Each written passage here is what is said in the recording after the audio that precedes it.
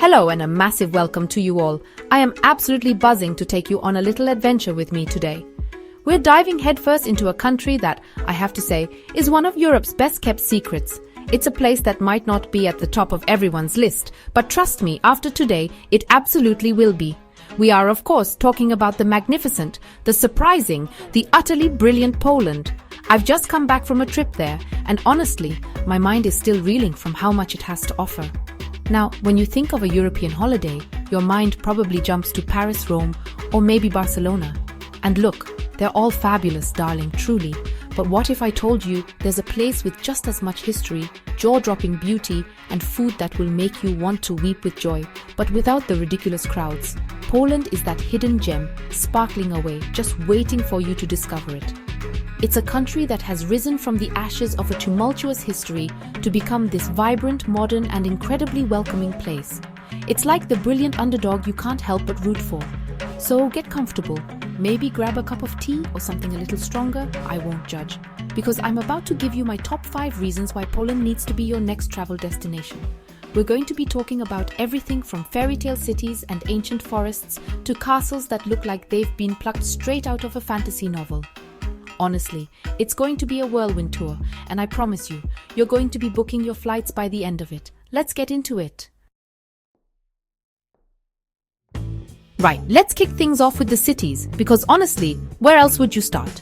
Poland's cities are not just dots on a map. They are living, breathing characters, each with its own outrageous personality. Take Krakow, for instance. Oh, Krakow! It's like the impossibly charming, handsome lead in a romantic film. Walking into its main market square is an experience in itself. It's one of the largest medieval squares in Europe and it's just buzzing with life. You've got the magnificent St. Mary's Basilica. With its 2 different towers, a story in itself, look it up. And every hour, a trumpeter plays a little tune from the top.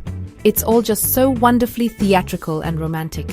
You can spend days just wandering through the cobbled streets, getting lost in the old Jewish quarter of Kazimierz, which is now this incredibly trendy bohemian hub filled with quirky cafes, little art galleries, and bars that seem to have been there forever.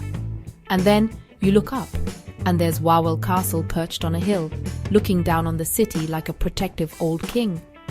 It's a city that managed to escape the worst of the Second World War's destruction, so what you're seeing is real, authentic history. It's not a reconstruction, it's the real, glorious deal.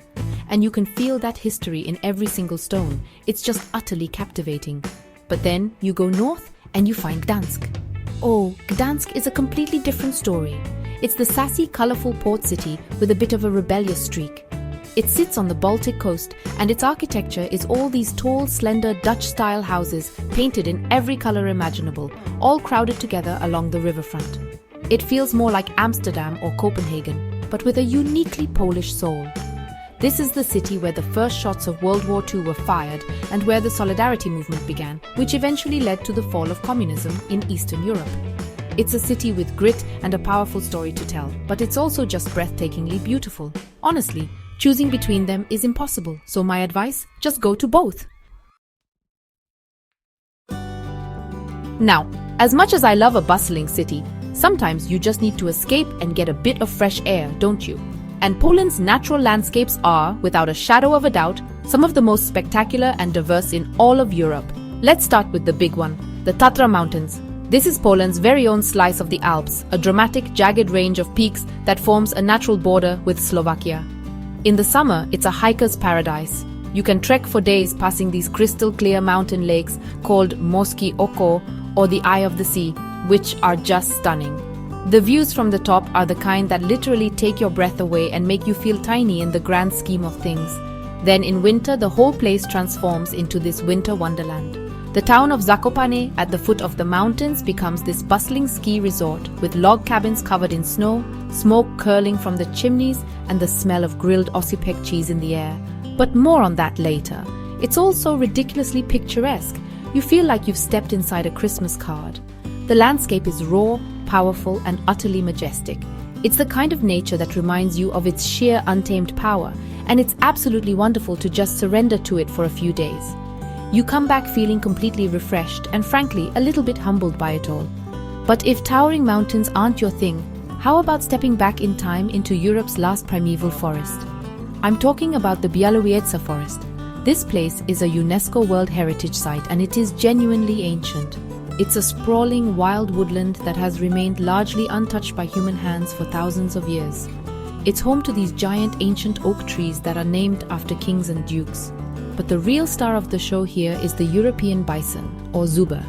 These magnificent, enormous beasts roam free here. Seeing one in its natural habitat is an experience that sends a shiver down your spine. It's primal, it's powerful, and it connects you to a version of Europe that has long since vanished almost everywhere else. Alright, so you've seen the cities, you've hiked the mountains. What now? Well, this is where Poland gets really special. It's the unique experiences, the little things you can only do here that truly make a trip memorable. And let me tell you, Poland is full of them. For a start, you absolutely have to try and get yourself to a traditional folk festival. The Poles are incredibly proud of their heritage, and it shows. You'll see people dressed in these stunningly intricate, colorful, hand-embroidered costumes performing traditional dances like the Polonaise or the Mazurka. The music is lively, the atmosphere is electric, and it's just pure, unadulterated joy. And speaking of getting hands-on, you cannot, I repeat, cannot go to Poland without taking part in a pierogi making class. Now, pierogi are these little Polish dumplings, and they are a national obsession. They can be filled with anything, cheese and potato, meat, sauerkraut, or even sweet fillings like blueberries. Learning to make them from a lovely Polish babcia or grandmother is one of the most wholesome and hilarious experiences you can have. Your first few attempts will look like a disaster. I promise you. They'll be lumpy, they'll fall apart, but the laughter and the stories you share while you're pinching the dough together, that's the real magic. And then you get to eat your slightly wonky but made with love creations, heavenly. But for something truly unique, you have to visit the Wilicka salt mine just outside of Krakow. Now, a salt mine doesn't sound very glamorous, does it? It sounds a bit grim. Well, you'd be wrong. This is not just any salt mine. It is an underground city carved entirely out of salt. You go down, down, down, hundreds of feet underground, and you find entire chapels, statues, chandeliers, all carved from the rock salt by the miners over centuries. The highlight is the Chapel of St. Kinga, a subterranean cathedral that will leave you speechless. The acoustics are insane, the chandeliers drip with salt crystals, and the sheer scale of it is mind-boggling. It is one of the most bonkers, brilliant, and beautiful things I have ever seen. Now, I don't know about you, but I am a complete sucker for a good castle. And Poland, with its long and, let's be honest, rather dramatic history of kings, knights, and invasions, has castles in spades. These aren't just ruins on a hill, these are epic, sprawling fortresses that tell 1,000 stories. Let's start with the one I mentioned earlier, Wawel Castle in Krakow. It's more than just a castle, it's the spiritual heart of the nation. For centuries, it was the home of Polish kings and queens. It's this beautiful mishmash of architectural styles, a bit of Romanesque here, a touch of Gothic there, a splash of Renaissance. You can just feel the weight of history as you walk through its courtyards. You can visit the royal apartments, see the ridiculously opulent crown jewels, and even venture down into the crypts to see the tombs of Poland's most famous monarchs and heroes. And of course, there's the legend of the Wawel dragon. Apparently, a fearsome dragon once lived in a cave beneath the castle, and there's even a metal statue of it by the river that breathes real fire every few minutes. It's all wonderfully dramatic and a little bit camp, which I, of course, adore. It's a place where history feels alive, not just something you read about in a dusty old book. But then, for sheer, jaw-dropping scale, you have to go to Malbork Castle. This is, and I am not exaggerating, the largest castle in the world by land area. It was built by the Teutonic Knights in the 13th century, and it is an absolute beast of a fortress. It's a colossal red brick masterpiece of medieval engineering, with moats, drawbridges, and towering walls. It's so big you can genuinely get lost in it for a whole day. Walking through its grand halls and chilly dungeons, you can almost hear the clanking of armor and the whispers of knights plotting their next move. It's the kind of place that makes the fantasy worlds of Game of Thrones seem almost plausible. It's a testament to incredible ambition and power, and an absolute must-see for anyone who loves a bit of medieval drama. Alright, let's get to the main event for many of us. The food. Polish cuisine gets a bit of a bad rap sometimes. People think it's all just potatoes and cabbage. And while, yes, they do feature, Polish food is so much more than that. It is proper, hearty, comforting, soul-warming food. It's the kind of food your grandmother would make if she was a lovely Polish woman who wanted to make sure you never went hungry again. We've already talked about the glorious pierogi, the king of Polish food, but there is so much more to explore on the menu. First up, you have to try żurek. It's a sour rice soup that sounds a bit odd, I'll grant you, but trust me on this. It's tangy, it's savory, it's often served with a boiled egg and a piece of white sausage inside. And sometimes it even comes served in a hollowed-out loaf of bread.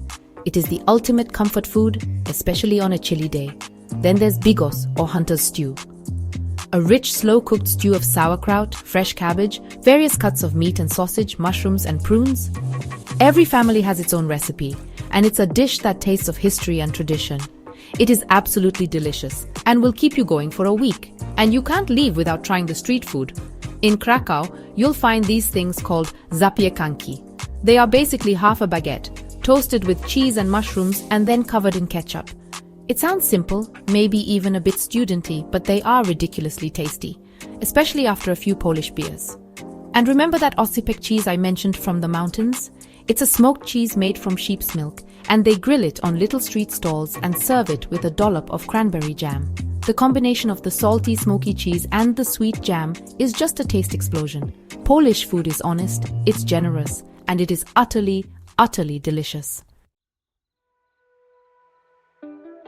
And there you have it! My top 5 reasons why Poland is the European destination you never knew you needed in your life. From its achingly beautiful cities and their powerful stories, to the wild, untamed nature that clears your head and fills your soul.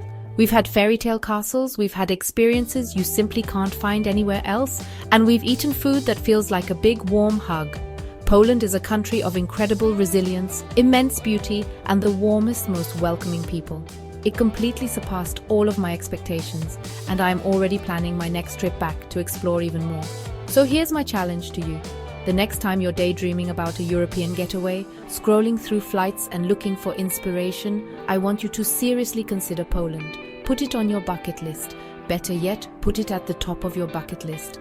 I promise you it will surprise you, it will charm you, and it will capture a little piece of your heart, just as it did with mine. It's an adventure that's waiting for you, full of discovery and delight, and you absolutely will not regret it. Go on, be a little adventurous. Now, I would love to hear from you. If you've been to Poland, please share your own favorite places or experiences in the comments below. What did I miss? What hidden gems did you find? Let's create a brilliant resource for everyone thinking of going. And if you haven't been, let me know what you're most excited to see.